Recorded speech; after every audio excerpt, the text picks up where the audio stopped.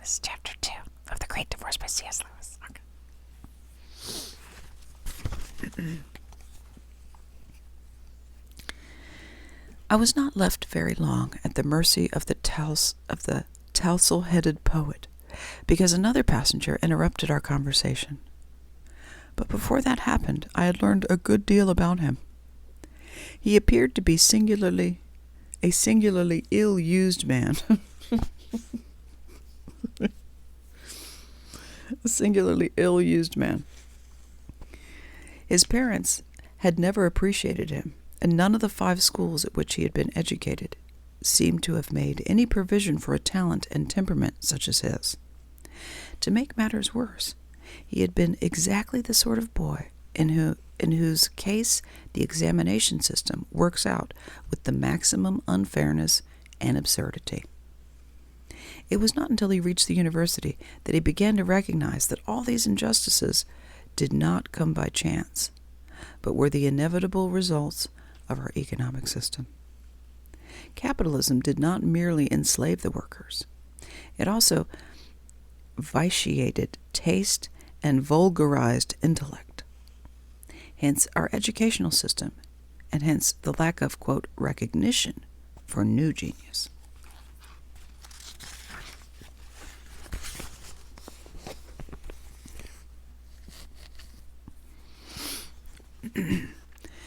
This discovery had made him a communist.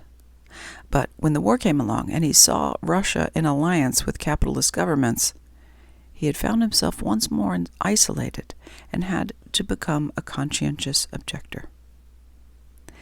The indignities he suffered at this stage of his career had, he confessed, embittered him. He decided he could serve the cause best by going to America. But then America came into the war too. It was at this point that he suddenly saw Sweden as the home of a really new and radical art. But the various oppressors had given him no facilities for going to Sweden. There were money troubles. His father, who had never progressed beyond the most atrocious mental complacency and smugness of the Victorian epoch, was giving him a ludicrously inadequate allowance. And he had been very badly treated by a girl, too. He had thought her really a civilized and adult personality. And then she had unexpectedly revealed that she was a mass of bourgeois prejudices and monogamic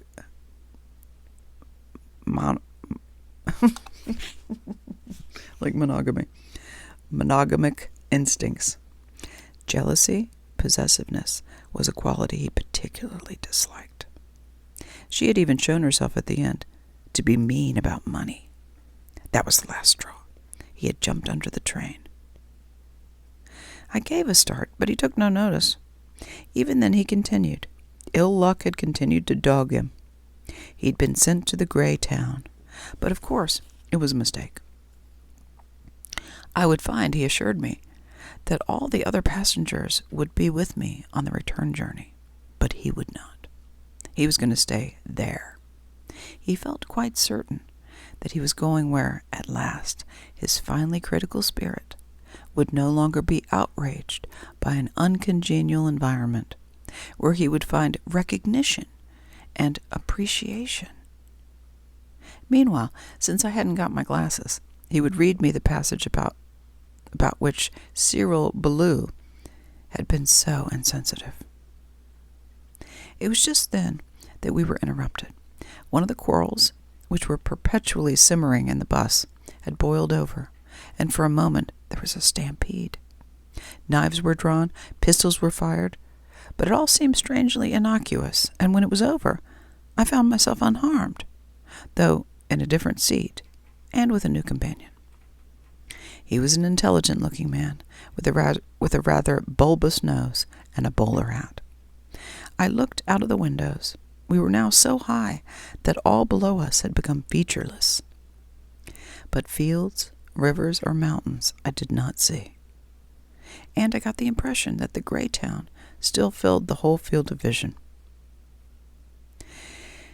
"It seems the deuce of a town," I volunteered.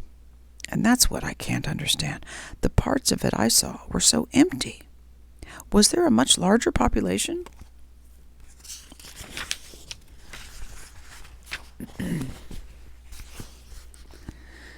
Not at all, said my neighbor. The trouble is that they're so quarrelsome. As soon as anyone arrives, he settles in some street. Before he's been there 24 hours, he quarrels with his neighbor. Before the week is over, he's quarreled so badly that he decides to move. Very likely he finds the next street empty, because all the people there have quarreled with their neighbors and moved. This goes on and on. If he settles in, if by any chance the street is full, he goes further. But even if he stays, it makes no odds. He's sure to have another quarrel pretty soon, and then he'll move on again. Finally, he'll move right out to the edge of town and build a new house. You see, it's easy here. You've only got to think of a house, and there it is. That's how the town keeps on growing. Leaving more and more empty streets? That's right. And time's sort of odd here. That place where we caught the bus is thousands of miles from the civic center where all the newcomers arrive from Earth. All the people you've met were living near the bus stop, but they'd taken centuries of our time to get there, by gradual removals. And what about the earlier arrivals? I mean, there must be people who come from Earth to your town even longer ago. That's right. There are. They've been moving on and on, getting further apart.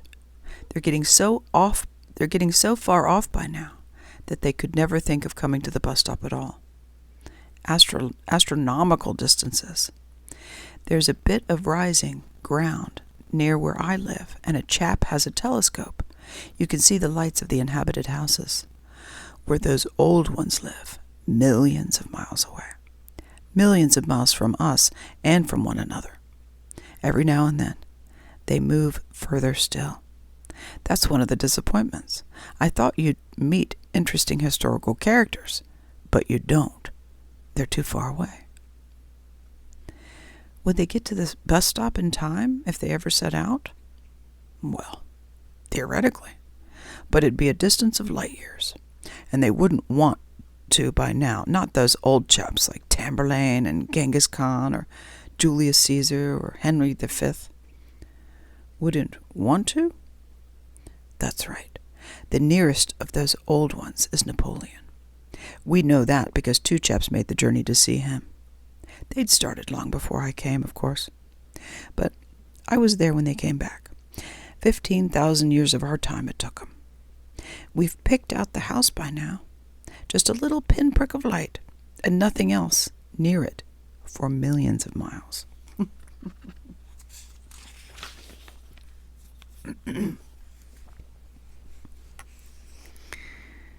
But they got there. That's right. He'd built himself a huge house all in the Empire style, rows of windows flaming with light, though it only shows as a pinprick from where I live. Did they see Napoleon? That's right. They went up and looked through one of the windows. Napoleon was there all right. What was he doing? Walking up and down, all the time, left, right, never stopping for a moment. The two chaps watched him for about a year, and he never rested, and muttering to himself all the time. It was Salt's fault. It was Ney's fault. It was Josephine's fault. It was the fault of the Russians. It was the fault of the English. Like that all the time. Never stopped for a moment. A little fat man, and he looked kind of tired. But he didn't seem to stop it. He didn't seem able to stop it. From the vibrations, I gathered that the bus was still moving. But there was now nothing to be seen from the windows, which confirmed this. Nothing but gray void above and below. Then the town will go on spreading indefinitely, I said. That's right, said the intelligent man. Unless someone can do something about it. How do you mean? Well, as a matter of fact, between you and me and the wall, that's my job at the moment. What's the trouble about this place? Not that people are quarrelsome. That's only human nature, and was always the same, even on earth. The trouble is they have no needs. You get everything you want, not very good quality, of course, by just imagining it. That's why it never costs any trouble to move to another street or build another house. In other words, there's no proper economic basis for any community life. If they needed real shops, chaps would have to stay near where the real shops were. If they needed real houses, they'd have to stay near where the builders were. It's scarcity that enables the societies to exist. Well, that's where I come in. I'm not going on this trip for my health. As far as that goes, I don't think it would suit me up there. But if I can come back with some real commodities, anything at all that you could really bite or drink or sit on, why, at once you'd get a demand down in our town. I'd start a little business. I'd have something to sell. You'd soon get people coming to live near. Centralization. 2 fully inhabited streets would accommodate the people that are now spread over 1 million square miles of empty streets.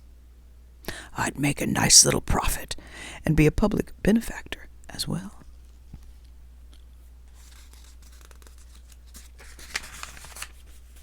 Okay. You mean if they had to live together, they'd gradually learn to quarrel less? Well, I don't know about that. I dare say they could be kept a bit quieter. You'd have a chance to build up a police force, knock some kind of discipline into them. Anyway, it'd be better, you know. Everyone admits that. Safety in numbers. Safety from what? I began, but my companion nudged me to be silent. I changed my question. But look here, said I. If they can get everything just by imagining it, why would they want any real things, as you call them? Eh? Oh, well, they'd like houses that really kept out the rain. Their present houses don't? Well, of course not. How could they? What the devil is the use of building them, then? The intelligent man put his head closer to mine. Safety again, he muttered. At least the feeling of safety. It's all right now. But later on, you understand. It's all right now, but later on you understand. What? Said I, almost involuntarily sinking my own voice to a whisper. He articulated noiselessly, as if expecting that I understood lip reading. I put my ear up close to his mouth. Speak up, I said. It will be dark presently, he mouthed. You mean the evening is really going to turn into night in the end? He nodded. What's that got to do with it? Said I. Well, no one wants to be out of doors when that happens. Why? His reply was so furtive that I had to ask him several times to repeat it. When he had done so, being a little annoyed, as one so often is with whisperers, I replied, without remembering to lower my voice. Who are they? I asked. And what are you afraid they'll do to you? And why should they come out when it's dark? And what protection could an imaginary house give if there was any danger? Here, shouted the big man.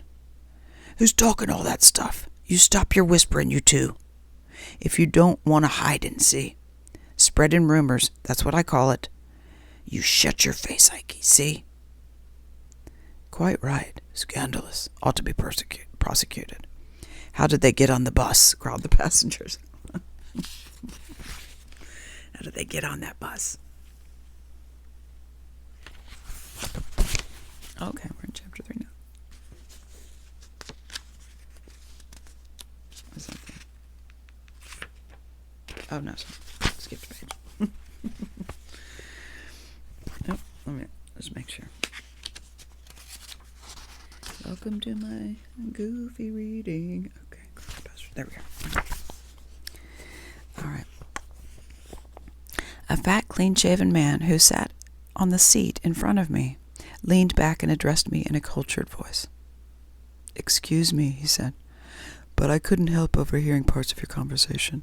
It is astonishing how these primitive superstitions linger on. I beg your pardon? Oh, God bless my soul. That's all it is. There is not a shred of evidence that this twilight is ever going to turn into a night. There has been a revolution of opinion on this in educated circles. I am surprised that you haven't heard of it. All the nightmare fantasies of our ancestors are being swept away. What we now see in this subdued and delicate half-light is the promise of the dawn, the slow turning of a whole nation towards the light. Wait, hold on. All right. Just make sure I didn't miss that. Okay. What we now see in this subdued and delicate half-light is the promise of the dawn, the slow turning of a whole nation towards the light. Slow and imperceptible, of course. And not through eastern windows only. When daylight comes in the light. And that passion for real commodities, as our friend speaks of, is only materialism. You know, it's retrogressive. It's retrogressive. Earthbound, a hankering for matter. But we look on this spiritual city, for all its faults, it is spiritual, as a nursery in which the creative functions of man, now freed from the clogs of matter, begin to try their wings. A sublime thought. Hours later there came a change. It began to grow light in the bus. The grayness outside the windows turned from mud color to mother of pearl, then to the faintest blue, then to the bright blueness that stung the eyes. We seemed to be floating in a pure vacancy. There were no lands, no sun, no stars in sight, only the radiant abyss. I let down the window beside me. Delicious freshness came in for a second, and then, "What the hell are you doing?" shouted the intelligent man, leaning roughly across me and pulling the window sharply up. "Want us all to catch our death of cold?" "Hit him a biff," said the big man. I glanced round the bus. Though the windows were closed and soon muffed, the bus was full of light. It was cruel light. I shrank from the faces and forms by which I was surrounded. They were all fixed faces, full not of possibilities, but impossibilities. Some gaunt, some bloated, some glaring with idiotic ferocity, some drowned beyond recovery and dreams. But all, in one way or another, distorted and faded. One had a feeling that they might fall to pieces at any moment if the light grew much stronger. Then there was a mirror on the end of the wall of the bus. I caught sight of my own, and still the light grew. Okay, that was chapter 2.